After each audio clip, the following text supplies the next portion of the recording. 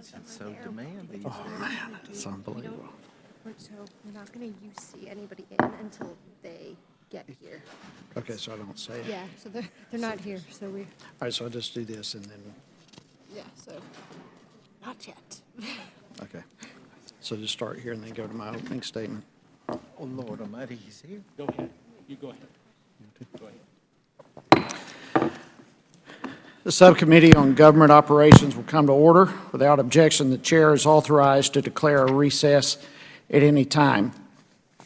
For roughly the past year, the Washington Metropolitan Area Transit Authority, or WMATA, has been working to respond to a serious safety wake-up call. Following a series of smoke and fire-related incidents that bore unsettling similarities to the deadly L'Enfant Plaza incident, WMATA began an aggressive effort to repair the broken system. That effort, known as SafeTrack, has now completed the majority of its scheduled work and is scheduled to end this June.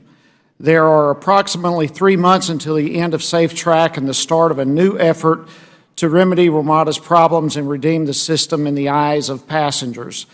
Today's hearing will examine where SafeTrack was successful and where it may have failed in order to ensure that the next maintenance effort, Back to Good, lives up to its name. This month, GAO released its report reviewing what SafeTrack did right and where it slipped.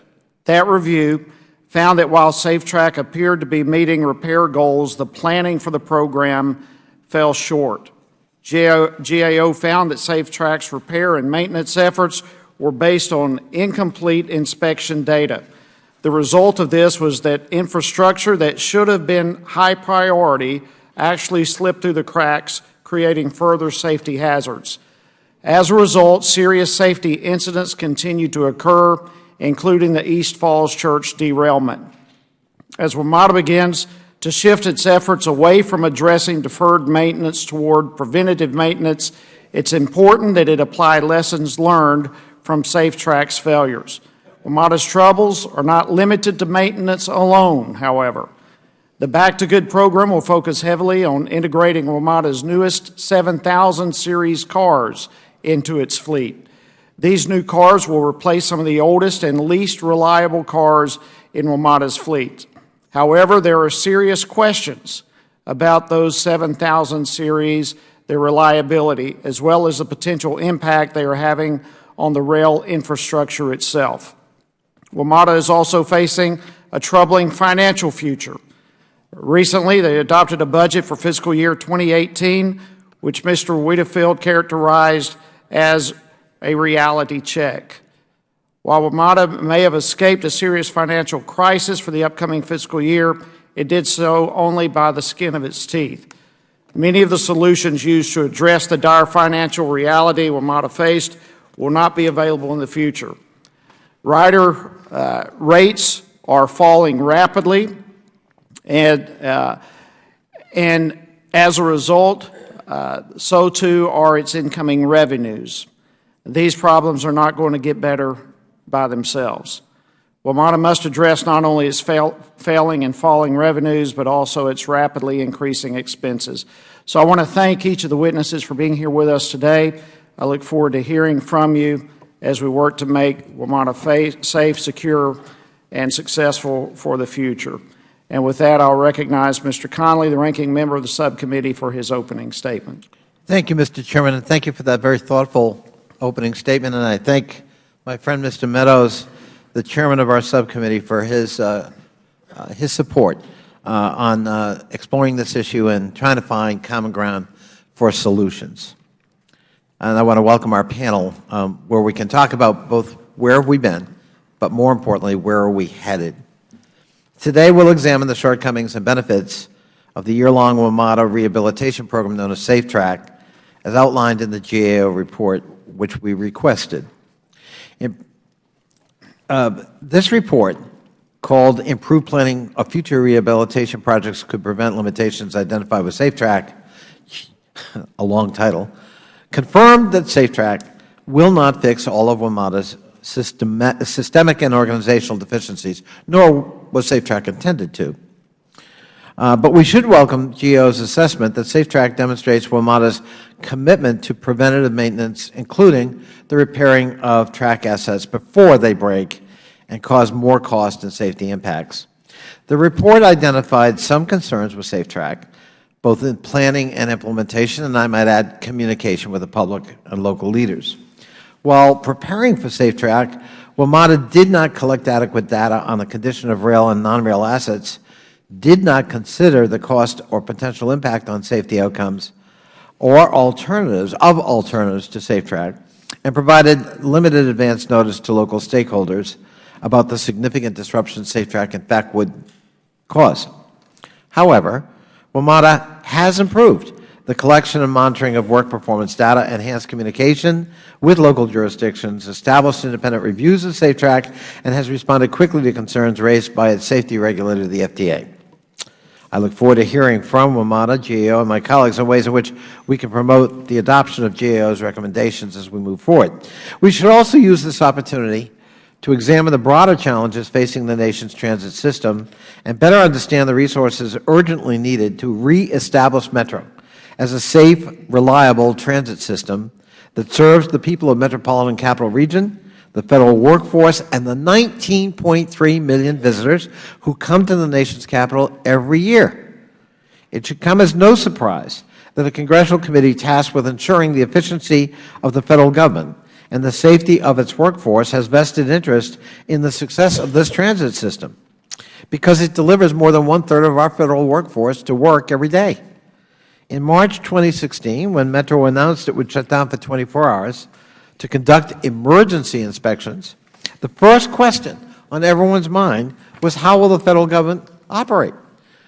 The Office of Personnel Management, what would it do to accommodate the closure?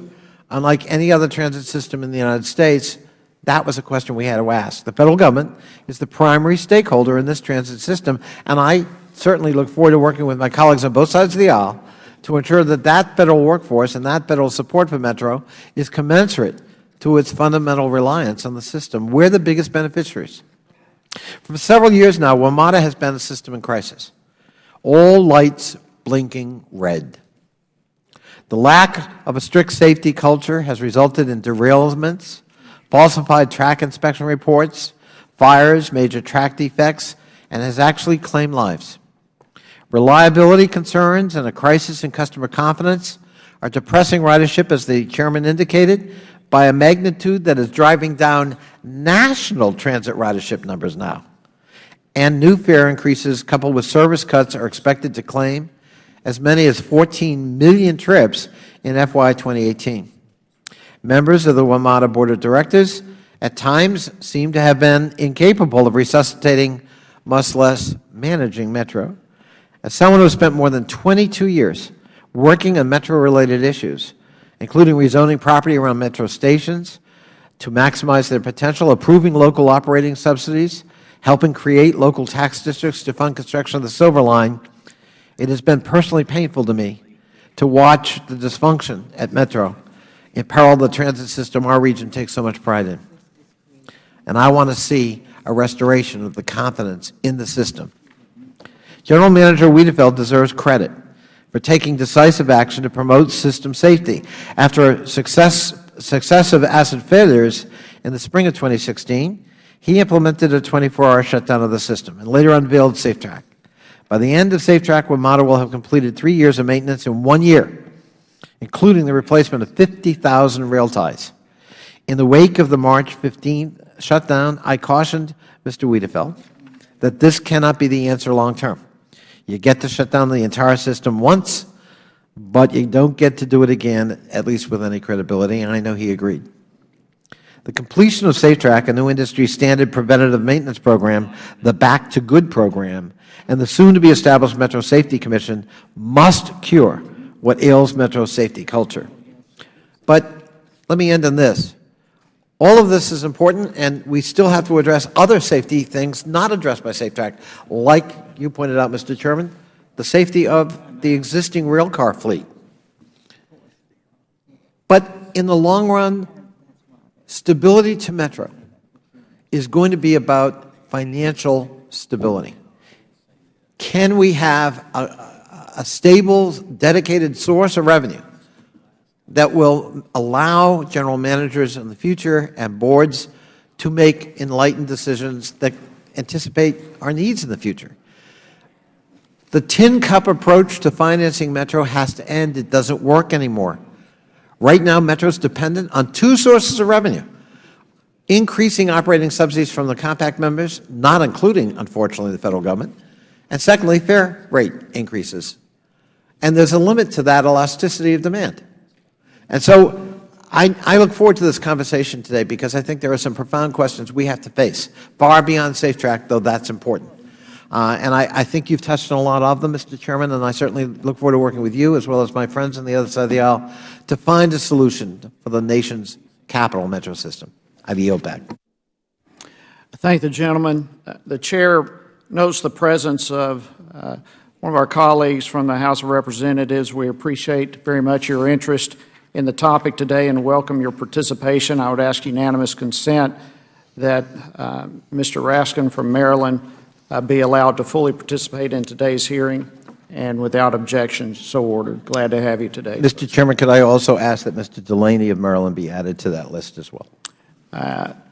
Without objection, so ordered. I thank my friend. Yes, sir. We'll hold the record open for 5 legislative days for any members who would like to submit a written statement. We'll now recognize our panel of witnesses. I'm pleased today to welcome Mr. Paul Wiedefeld, the General Manager of Washington Metropolitan Area Transit Authority, Mr. Dennis Anosika, Chief Financial Officer of the Washington Metropolitan Area Transit Authority, and Mr. Mark Goldstein. Dr. Goldstein, thank you for joining us, Director of Fiscal Infrastructure Issues for the U.S. Government Accountability Office. We welcome each of you and appreciate your participation.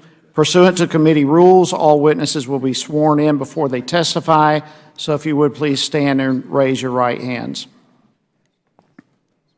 Do you solemnly swear or affirm that the testimony you are about to give will be the truth, the whole truth, and nothing but the truth? Thank you very much. You can be seated. Please let the record reflect that the witnesses answered in the affirmative. In order to allow time for discussion, we would appreciate very much if you would please limit your testimony to 5 minutes. Your entire written statement will be made part of the record.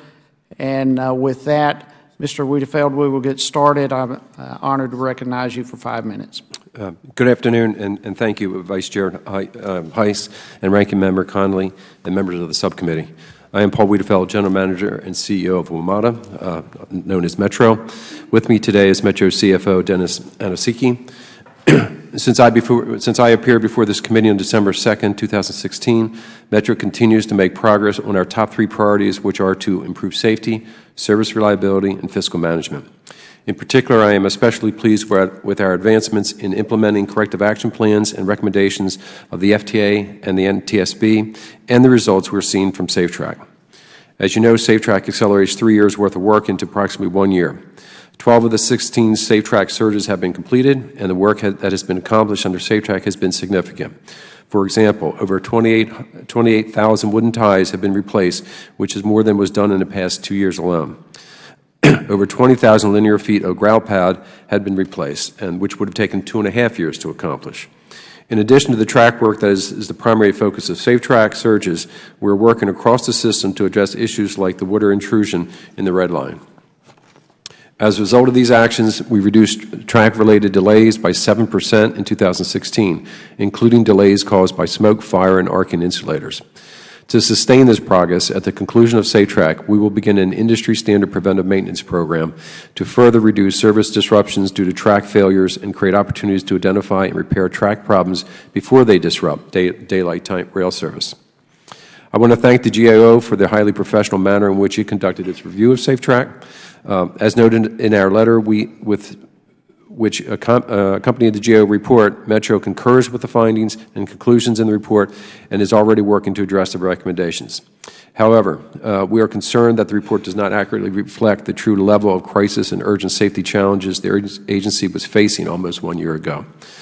Metro needed to make real-time decisions to address urgent NTSB recommendations and FTA safety directives. We moved swiftly and worked closely with FTA on the SafeTrack plan and schedule. Turning to our financials, last week the Metro Board approved the fiscal year 18 capital operating budgets. We closed a projected $290 million shortfall with management actions to improve efficiency and reduce Metro's headcount, reductions in rail and bus service, fare increases, and increased local jurisdiction funding. The fiscal year capital budget builds on the success of the improved investments with $1.2 billion in critical safety and reliability work.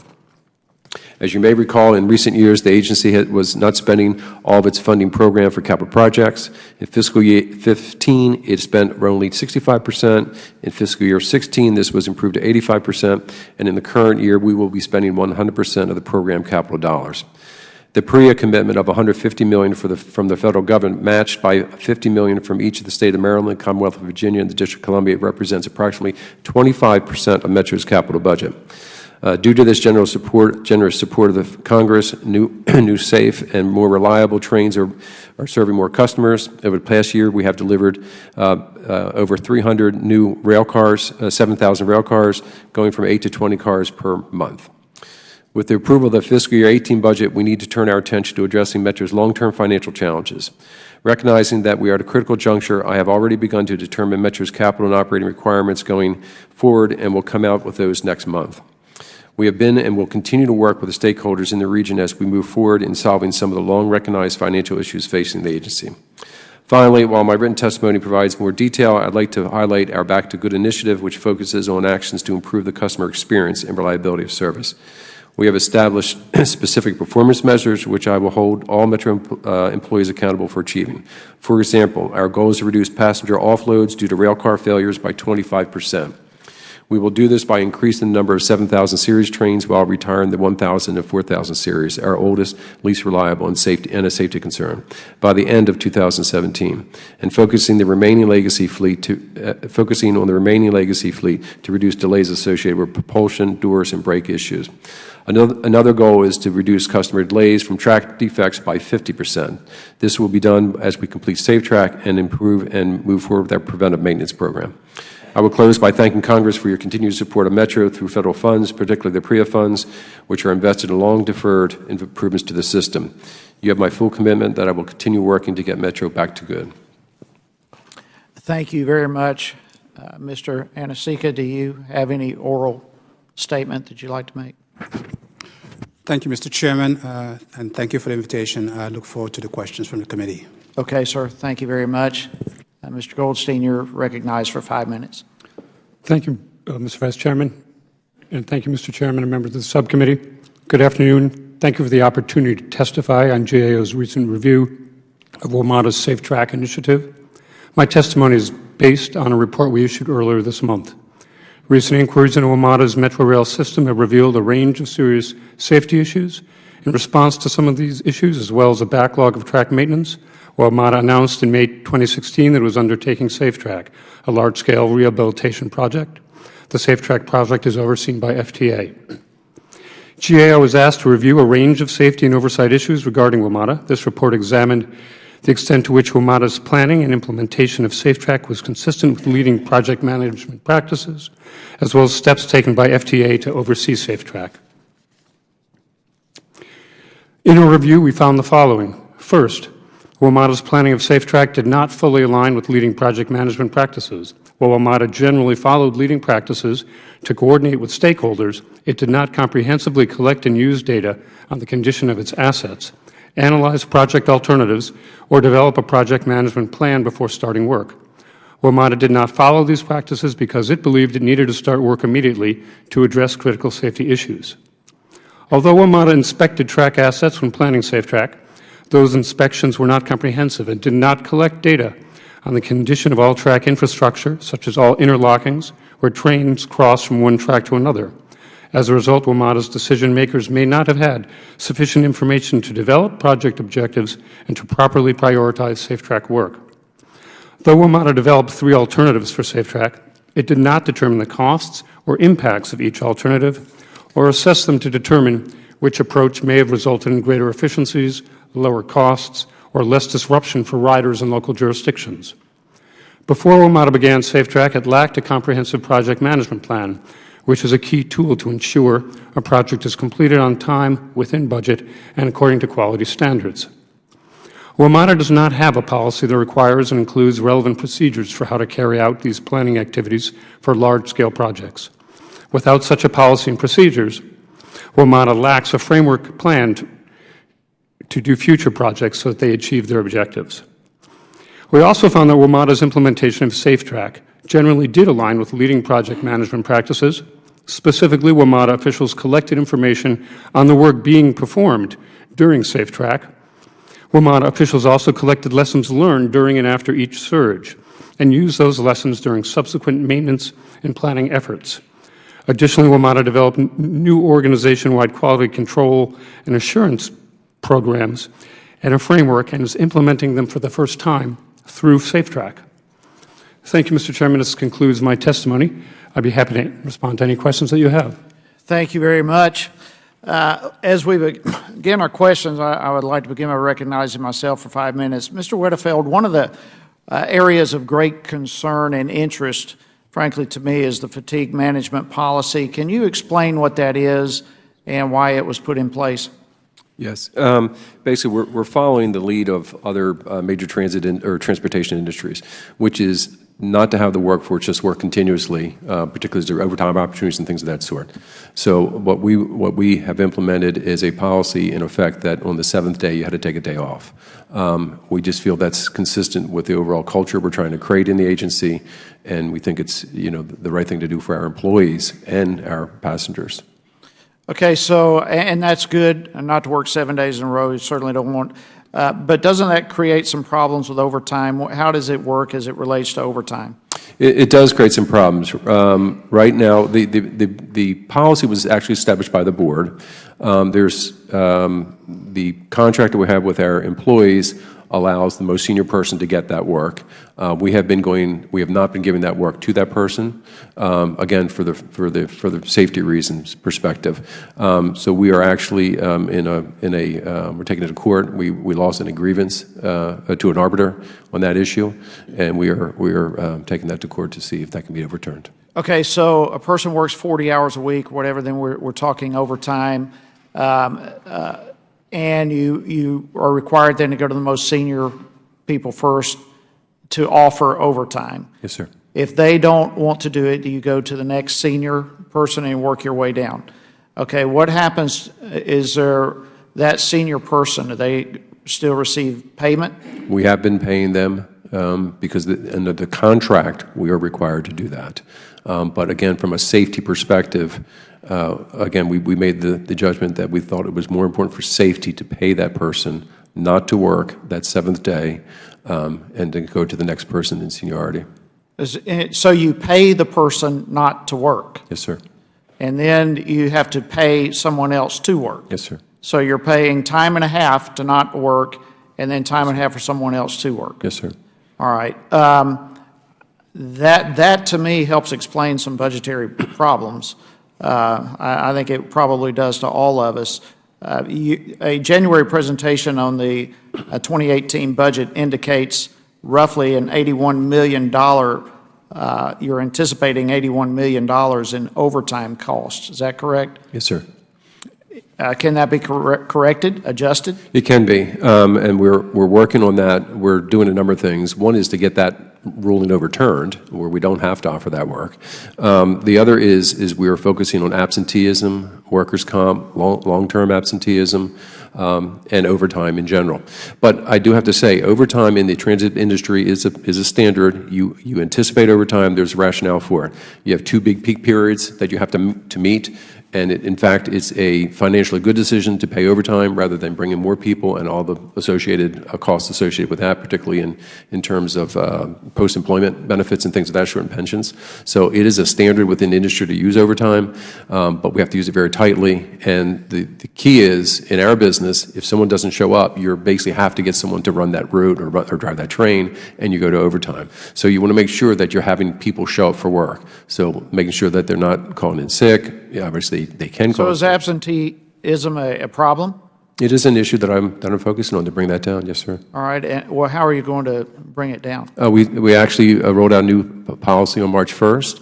which basically outlines how many, quote, unexcused absences, mean you call up and you're sick. You're allowed to get sick, but after so many, basically we can start to do discipline. What is that discipline? Up to termination.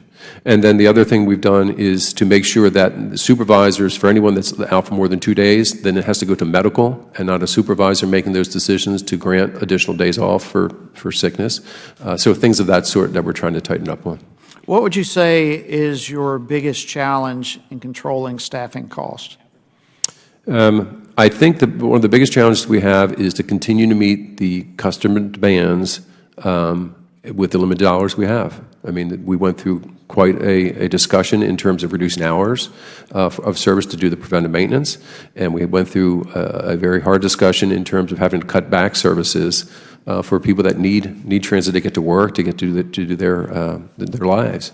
So that is probably the biggest challenge, is not having enough finances to support what the community is asking us to do. Okay. I'm going to now recognize Mr. Connolly, the ranking member, for 5 minutes.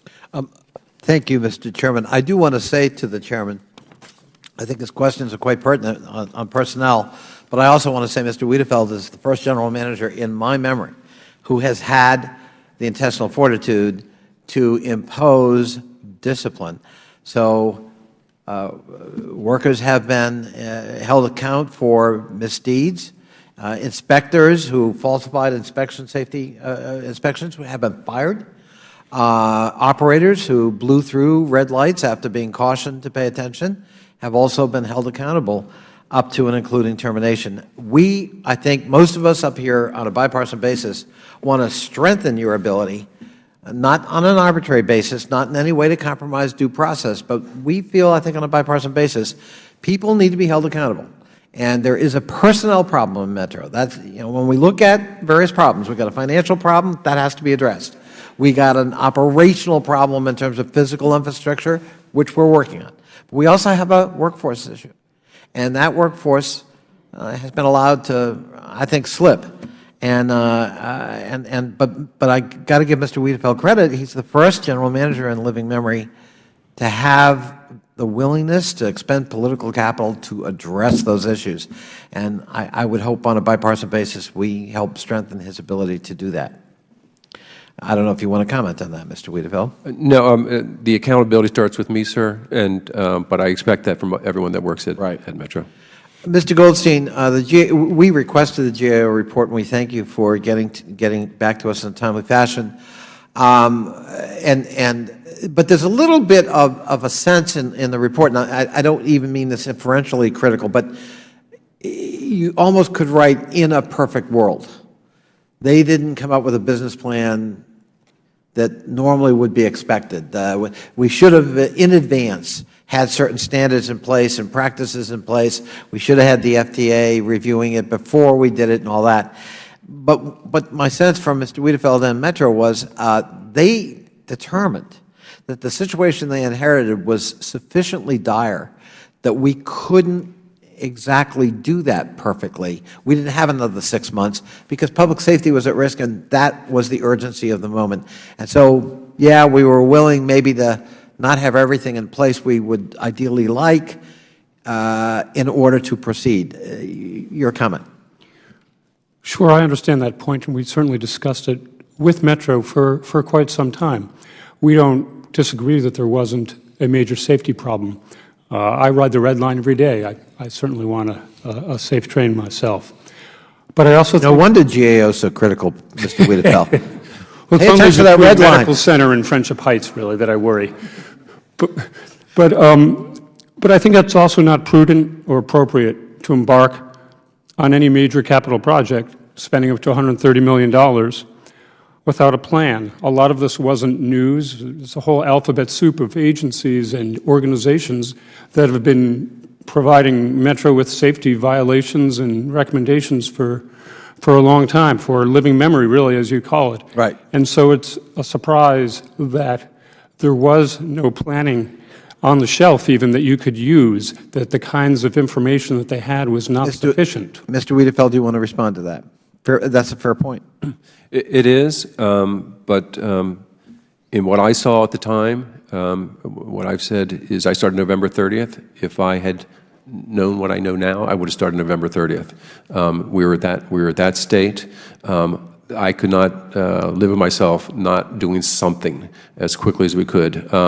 I'm a planner by training. I mean, that's my degree's in that. I understand that, and I appreciate that. But with what I had in front of me, I felt I had to move and move very quickly. Now, one of the things that I want to make sure you have an opportunity to address is SafeTrack is one thing, but that's only about sort of the innards and the rails. It's not about the rail cars, and yet 60% of the safety incidents or accidents that have occurred actually involve rail cars, not the rails themselves.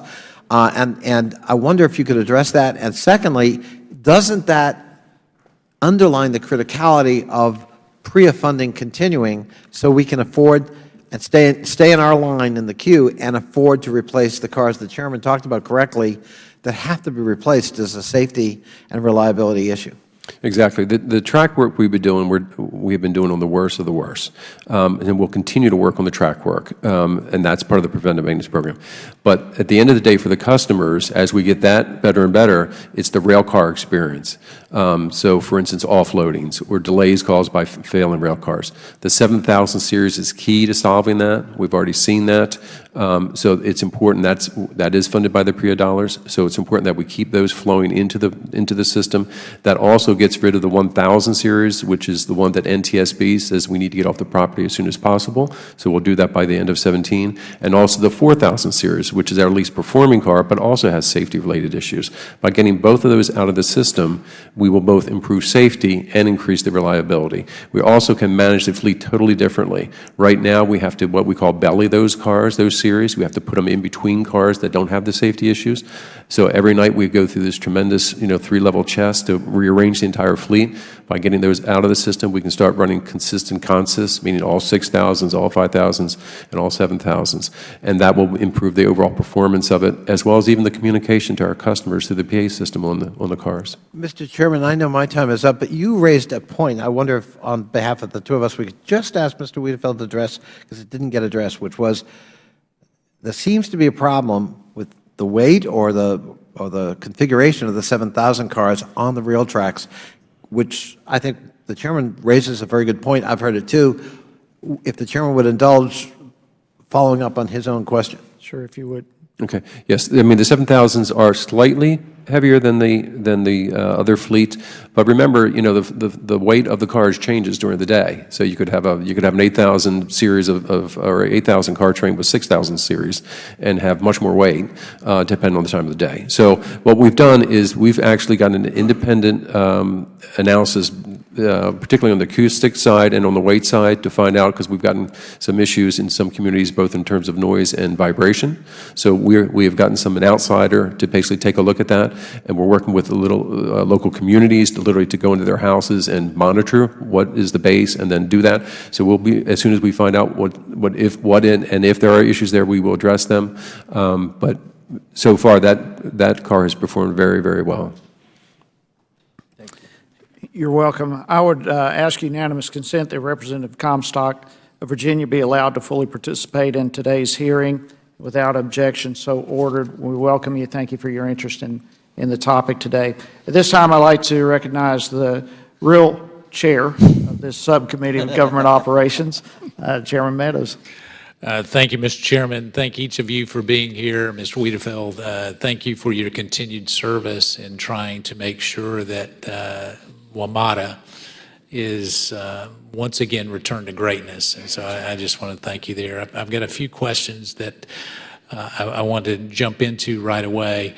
But before I do that, obviously, Mr. Conley is keenly interested in this, and he's right. I'm willing to support his efforts to make sure that we get this right. And that means potentially it's spending political capital in ways that I wouldn't normally spend them in an effort to make sure that this transit system serves the federal workforce and the greater metropolitan, D.C. metropolitan area in a way that it should. And so I reaffirm that commitment to my good friend, Mr. Conley, and as well reaffirm that to Ms. Comstock, who is here There's not a time that goes by where she doesn't urge me, I will say it in a nice term, to actually stay engaged with regards to the transit system. But Mr. Wiedefeld, part of the Can I just say to my friend, I thank him so much for his commitment. And you have it. Thank you. Thank you. The fiscal 2018 budget, I think in the shortfall that's there, you've identified, I guess, 800 particular positions to be eliminated. Is that correct? Yes, sir. And so in doing that, are these positions currently occupied or vacant? It's a combination. The 800 are some primarily management first, and they were vacancies where I could find vacancies, but there were also filled jobs. And then the remaining portion of them will be as we cut service, because in the budget we do actually cut some rail service and some bus service, so that will be the operators associated with that and some of the supervisors. All right, so as we look at that, most of those 800 positions that you will eliminate, it doesn't get you all the way from an operational standpoint to where you need from a budget standpoint. Is that correct? No, sir. So the shortfall that we're looking at will be potentially how many dollars? In fiscal year 19? Yeah.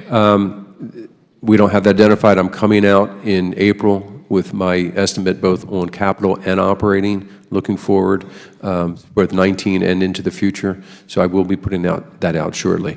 But the reality is I will continue to look for ways to save dollars and be more productive. But the margins are getting smaller and smaller where I can impact that. Just given the nature of the business, we're a labor-intensive business because we need the people out there. We're an energy-intensive business, both in terms of electricity and diesel, and we're a capital-intensive business. That's what we do. And then on top of it, we're a 40-year-old business that needs that reinvestment. So all those, I think, need to be considered together as we look forward to the future of this agency. Well, and we're willing to do that, and I'm committed to both of my colleagues from Virginia to do that, as well as some of the colleagues from Maryland as well, and Eleanor Holmes Norton. However, I guess my concern is we need to put it in separate buckets, because right now we've got a capital investment that is needed, and certainly I see that. Those numbers can be all over the board in terms of what is needed and what would translate into a safe system. And yet the operating concern, it looks like we're on a trajectory that will not correct itself without unbelievable fare hikes or some kind of systemic changes. Would you agree with that? Yes, the cost curve on the operating side exceeds what we can anticipate from many type of revenues. So if that's the case, I guess one of your partners would be the transit union, Amalgamated Transit Union. How have they reacted to some of your cost-cutting policy endeavors to date? Generally, obviously, they're concerned, but I can tell you a lot of the line employees understand what we're doing. They've been around for a number of years. They've seen some of the conditions we've gotten to. So I think overall supportive of what we're trying to do, but clearly... So let me ask it in a different way that's probably a little bit less diplomatic. In what ways are the unions providing a speed bump for actually getting this fiscal house, or getting our fiscal house in order? I think they will be coming out, my understanding is tomorrow, with their plans to try to help in this area. We continue to reach out to the union to work together on solving these issues, because we're not going to solve them, either one of us independently. We have to work through these together. All right. So with that being said, and with the chairman's indulgence, I'll close out here. My big concern, and this is the message that needs to be taken back to your board, obviously to the unions, to each one of you that are here representing WMATA, is that it is going to take a joint, combined effort to get this right. I'm willing to help in a bipartisan way, and I think the members of this committee are willing to help in a bipartisan way from a congressional standpoint, but I don't want to feel like I'm getting way out on a limb and not having a willing partner. And so that message needs to go to everyone, if you catch the drift. Yes, Mr. And in doing so, if they're willing to do that, I'm willing to actually make a commitment. I get more complaints about WMATA here in the district than anything else, and it's normally on a day where we've got a line down or somebody, and yet at the same time, I think we've got to make a real commitment to get it right. I'm a huge fan of yours. I will take one issue. A $400,000 video was not well timed. And I'm just saying, when you look at a back to good video and you're spending those kind of dollars when we're not back to good yet, your marketing people anticipated in a way that they shouldn't have, being a marketing guy. I'll leave the WMATA up to you. Maybe check with us next time on the marketing before you get it good, okay? Thank you, Mr. Chairman. Thank you for your support. Would my friend, I just can't resist listening to him. There was an old song by the Kingston Trio about the Boston transit system called Charlie and the MTA, and the line was, did he ever return? No, he never returned, and his fate is still unlearned. So we don't want to descend to that level. I yield back. And we appreciate the gentleman sharing the line rather than singing it for us. We're grateful for that. Just out of curiosity, how do your labor costs compare with other transit systems? I think they're pretty average. I mean, the reality is, when we negotiate contracts, we are compared to other properties. That's how those contracts are developed. We're within range. Some things are below, some things are above. We're probably a little bit on the higher end because of the economy of this region, you know, and the wealth of this region, for sure. But just to give you a sense, you know, an operator with, like a bus operator or a rail operator with 30 years here makes just about $70,000, just to give you a sense. I'd like to see a comparison, but yes, sir. At this point, the chair recognizes Ms. Norton for 5 minutes. Thank you, Mr. Chairman, and I do appreciate your work and the work of my good friend Mr. Conley in keeping this matter before the Congress. I note that our real chairman, shall we call him, said this was a joint effort. So I do want to, before I get to my question, indicate that there is a missing partner. Let's just call him a free rider, the federal government. Every other actor that depends on Metro contributes to WMATA. I don't know how long the federal government thinks it can get away without doing so, but I can tell you this. The only business or enterprise I know that closes down when WMATA closes down is the government of the United States located here in this region. And I just think that is an elephant in this room. There's another, I want to welcome all of you. I do want to get a little deeper into the long-term financial needs. The gentlewoman said an elephant in the room. She's not being partisan, is she? Indeed, I was referring to my friendly elephants. I'm about to start singing. The circus is in town, everybody. Page 5 has your operating budget in some detail. It really isn't any narrative on your long-term needs. And yet this is not a new issue.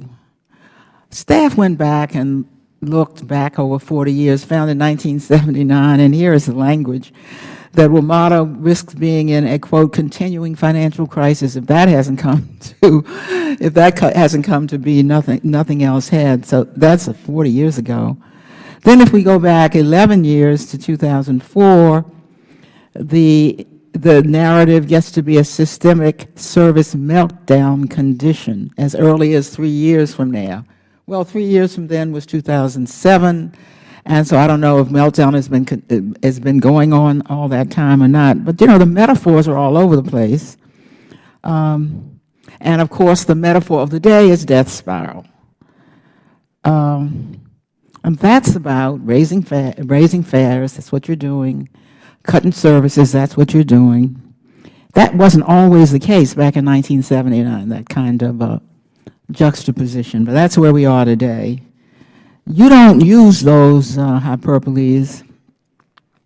And here I'm quoting from your written testimony, Metro's unsustainable cost model. And isn't that the same thing, all language aside, isn't that the same thing as a death model, a death spiral, your notion of an unsustainable cost model?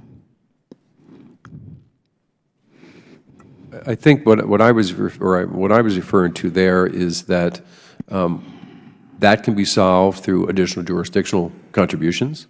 I mean, there's other ways, that could be solved, but I just don't think that's sustainable to keep going back to local jurisdictions, keep going back to the riders, and we have to think of this differently. You don't, wait a minute, the riders are different from the local jurisdictions. You don't think it's sustainable to go back, for example, to the local jurisdictions and say, give us a model that would be essentially a tax dedicated to WMATA. Have you asked for that? Do you think that's what the local jurisdiction should be doing? Sure. What I was referring to is that the current model is not sustainable. Where as Congressman What I'm saying, then you named a couple of actors. I'm asking about the actor that you actually go back to, which is WMATA members themselves or the 3 jurisdictions. I'm asking you whether you think some form of dedicated payment, you can call it whatever you want to, I'll call it a dedicated tax, is what is needed for a sustainable model for running this system. I think we do need a sustainable source of revenue for going forward in the system, yes. So that you wouldn't have to every year go back to and ask for. I thank you. Now, you are doing very well in cutting, and you have said that some of these positions that you are cutting are filled and some are not. So what percent? So you haven't gotten to layoffs yet. Is that what you're telling us? Oh no, we have had layoffs. And those have been almost entirely in management positions. Yes. When do we cut to the quick and you get to layoffs for operating personnel? It starts before July 1, before we basically start to pull down the service. So there will be layoffs? Yes. In personnel who operate this system beginning with the next budget? Yes. How much money? I do want to ask you before my time runs out. I wrote you a letter regarding something that surprised me, and I understand you're working on it, but I need to bring it to your attention, that on the DBE, and we just passed the FAST Act, that's my other committee, and that's disadvantaged businesses. This is required by the federal courts, that you cut that from a goal of 22% to 15%. I really do need an explanation for that. And I don't require it today, but I need to bring it to your attention. Finally, how much would it take on an annual basis, given what you know now, and let's project 5 years, would it take to run a system that is well-run and continues to update its maintenance? How much would that system cost us? Surely we have a 5-year at least projection. Right, and that is what I'm coming out in April with, which is both the short term, next 3 years, and out to a 10-year. So that would let us know how much money we need in the large. Yes. Thank you. That would be very useful to know. Then we'd face some realistic figures. Thank you very much, Mr. Chairman. Thank the gentlewoman. The Chair now recognizes Ms. Comstock for 5 minutes. Thank you, Mr. Chairman. Appreciate the opportunity to be able to visit with you here today. I know I guess probably about a year ago when we were addressing these concerns at the beginning of the process, we talked about the using outside contractors and how that might be able to generate some savings as we were trying to get more of this work done in a quick time frame. Are you able to report examples of how that was utilized and what kind of savings you saw? We have been using it extensively on the SafeTrack program. We've had a number of contractors there. We've had a number of contractors that come in to basically do track inspection, to help us with track inspection. We continue to bring in contractors to look at different things that we currently do to see if there's better ways to do them, either within the existing framework or other frameworks. We're in the procurement process for moving some of the metro access to a private vendor or potential for private providers to provide Where is that in the process? Because I know we talked that one's about out. that last year. We've gotten the bids in, and we're reviewing them. So when would we have? Next month or two. I mean, there's sometimes you go back and forth, you ask them questions, so it depends on how much time they need for some of those questions. So we'll continue to do that. I think there are opportunities to do things a lot smarter, be more productive, and some of it with our own forces and some of it with outside sources. Are you able to provide us with some numbers on that and documents? So, for Yes. example, we did this on track work. Are we talking about saving thousands, millions? What kind of savings? I can pull together how much we've applied towards it and some productivity from it. Okay, because just I have heard still some frustration with some of our localities and folks who are looking at, as they're going to, be dealing with some of the costs coming their way and the counties, that enough isn't going on in this way. And if there's something that's preventing you from being able to do, whether it's current and existing contractor and whatever it is, it would be helpful to identify that for us, because they're saying they don't see that happening.